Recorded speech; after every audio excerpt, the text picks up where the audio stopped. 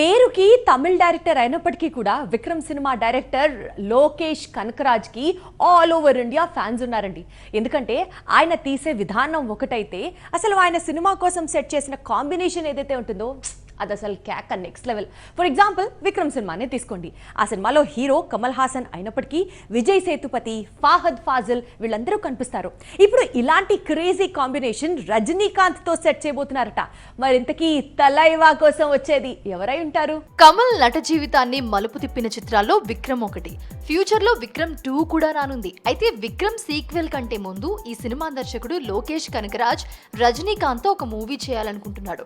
Super star తో movie తర్వాతే ఖైదీ number 2 అలాగే విక్రమ్ 2 రిలీజ్ కు లైన్ లో ఉన్నాయి. అసలు స్టోరీ ఏంటంటే ప్రస్తుతం విజయ్ తో లియో అనే మూవీ తీస్తున్నాడు లోకేష్. ఈ మూవీ షూటింగ్ చివరి దశకు వచ్చింది. ఆ తర్వాత పూర్తి స్థాయిలో రజనీకాంత్ తో తెరకెక్కించే సినిమా పైనే ఫోకస్ పెట్టనున్నాడు లోకేష్. అందుకోసం సేమ్ టు సేమ్ విక్రమ్ ఫార్ములానే సూపర్ స్టార్ న్యూ మూవీకి అప్లై చేయనున్నాడట. ఈసారి కన్నడ హీరో రాకీ బాయ్ తో సూపర్ స్టార్ మూవీలో కీలకమైన రోల్ చేయిస్తాడట. KGF 2 తర్వాత యష్ కొత్త సినిమాలేవి కమిట్ కాలేదు. అందుకు కారణం రజనీకాంత్ నటించే కొత్త చిత్రంలో యష్ నటించాలి అనుకోవడమే రీజన్ అని తెలుస్తోంది. ఒకవైపు సూపర్ స్టార్, మరోవైపు రాకీ బాయ్, ఇంకోవైపు లోకేష్ కనకరాజ్.